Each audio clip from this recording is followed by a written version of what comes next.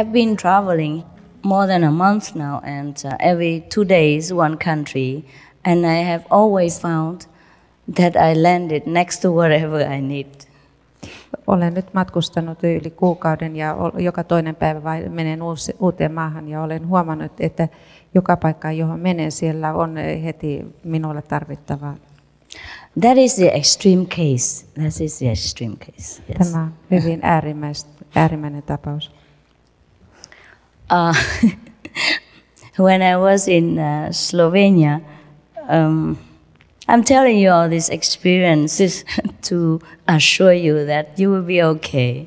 Kun olin Sloveniassa, kerron teille nyt, että Slovakiassa kerron nyt kaiken tämän teille, että huomaisitte, että teillä on kaikki ihan kunnossa. Yes. We think that we change the way of life from flesh to vegan, but in fact we only return to what is right, what we have forgotten. Luulemme, että vaihdamme nyt liharuoasta kasvisruokaan, mutta teemme ainoastaan kuitenkin sen, mikä on oikein. Me palaamme siihen, mikä oli oikein. And you can be courageous and decided that okay, you follow through from today, or you can say okay, I try first, and we have 2 ways for you to suit yourself. Voi tietysti olla hyvin kaksi eri tapaa lähestyä tätä. But vegan alone doesn't make you find God. I have to show you. Mutta kasvissyöjä tämä ei ole ainoa, jolla löydätte Jumalan. Minun täytyy näyttää teille. Then you can contact God every day, directly. Sitten voitte olla suorassa yhteydessä Jumalaan joka päivä. Just like using the Nokia or the Ericsson, to say hello. Aivan kun puhuisitte Ericssonin tai Nokian puhelimeen ja soittaisitte Jumalalle. Even more direct than that, face to face. Ja se on jopa vielä suorempaa, se on kasvatusten keskustelu. We all hear about God and heaven, but we have never seen one, so it's about time to see. Olemme kuulleet kaikki Jumalasta ja taivaasta, mutta emme ole koskaan nähneet Jumalaa. Nyt on aika nähdä Jumala. If God is there, we should be able to see Him somehow. There must be a way. If heaven exists, we must be able to enter it, at least to peep, have a look. Jos Jumala on, niin meidän täytyy olla joku tapa nähdä Jumala, ja jos taivas, niin meidän täytyy myös nähdä se, ainakin meidän täytyy pystyä kurkistamaan sinne. If I am such a small, humble person and can't see heaven, can talk to God, I'm sure all of you can do even better. Jos minä olen niin nöyrä pieni ihminen ja pystyn puhumaan Jumalalle, niin olen aivan varma, että tekin pystytte siihen. You are much more intelligent. Te olette paljon älykkäämpiä. Or even the old lady, very old, she cleaned my room. She speaks fluently English. Jopa hyvin vanha nainen, joka siivoaa huoneen, niin hän puhuu aivan sujuvaa englantia. And in case you have worry about vegan diet, then don't be, because even if I am a stranger in your land and in every other land I can find my way, then you can. Jos olette huolissaan tästä kasvisruokavaliosta, älkää olko jopa minä, joka olen muukalainen, että teidän maassamme löydän ruokani ja te myös tulette löytämään. Once we surrender ourselves to God's power, once we have connected ourselves with God's power and surrender to this power, everything will be taken care of to the minute detail. Kun antaudumme Jumalan valtaan, kaikki tulee mitä pienintä yksityiskohtaa myöden hoidettua. I have to speak louder. Yes, please. Please, because some people are very far and some people have problem hearing. Okay. Yes, thank you very much. Can you turn the volume higher? Yeah. All right. I know you're very gentle voice, but here we need big hall, you see. All right. That's how we find courage and we find all the strength to deal with all kinds of obstacles and problems in this life once we are connected with God. Tällä lailla löydämme rohkeutta ja voimaa, että pystymme voittamaan kaikki esteet, kun me olemme löytäneet Jumalan. All the saints in the past, they have never ever feared death.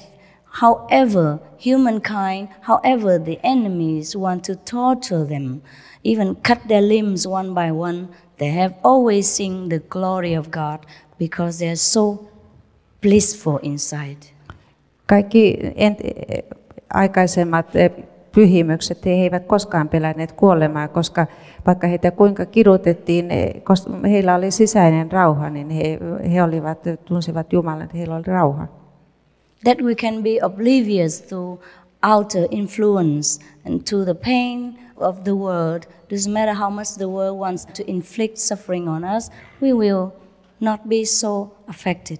Tällöin meihin ei tee vaikutusta kaikki tämä ulkopuolelta tuleva paha. Me voimme olla välinpitämättömiä sen suhteen. Yes, go back to Slovenia. I forgot about that. Of course, we travel. The big groups are traveling here also in order to help out with buying fruit, set up microphone, and printing a lot of free books for you, arranging lecture for you. But I travel alone, apart from them. Tietysti meillä on täällä suuri ryhmä, joka järjestää kaiken tämän kokouksessa, laittaa kaikki nämä hedelmät ja kukot ja kaikki, mutta minä matkustan yksin. So normally I would take a taxi. My luggage is very small like this, and I have almost same clothes, wash and wear again. Normaalisti aina käytän taksia. Minun matkalaukkuni ovat hyvin pienet ja käytän samoja vaatteita, melkein pesen ne ja pistän taas päälle. So I always take a taxi, take a taxi.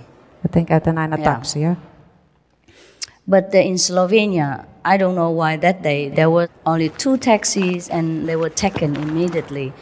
Probably they were already ordered from previously, and so they just came, fetched their customers and drove away.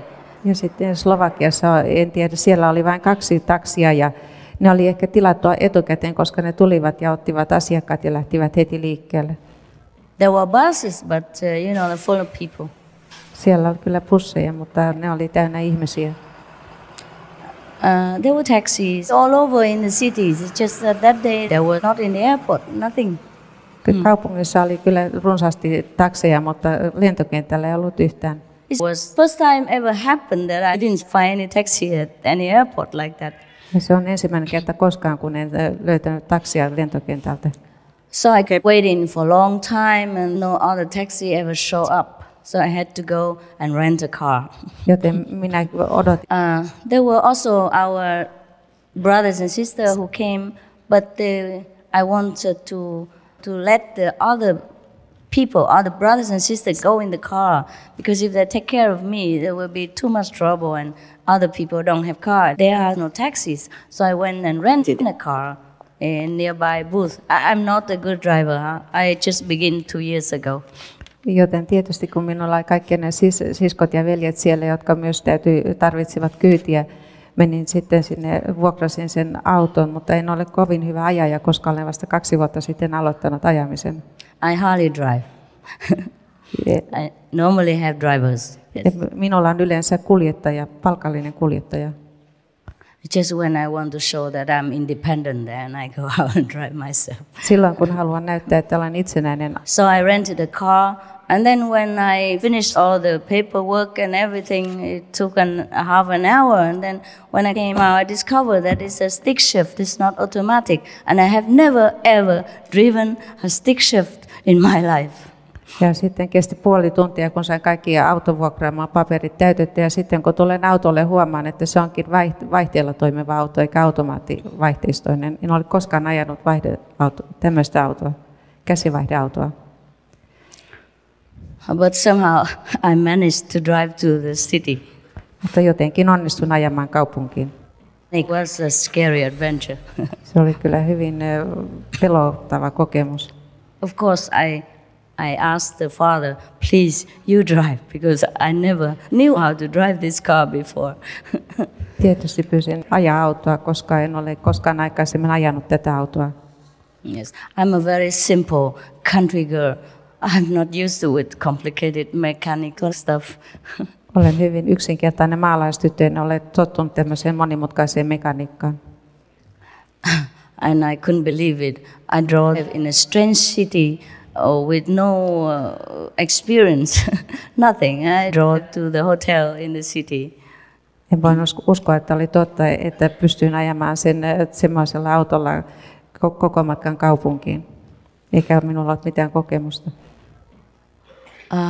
I just want to tell you that if we truly have connection with God, we have no fear, we can do anything, and we are always protected. Haluan vain kertoa, että jos meillä on yhteys Jumalaan, meidän ei tarvitse pelätä mitään.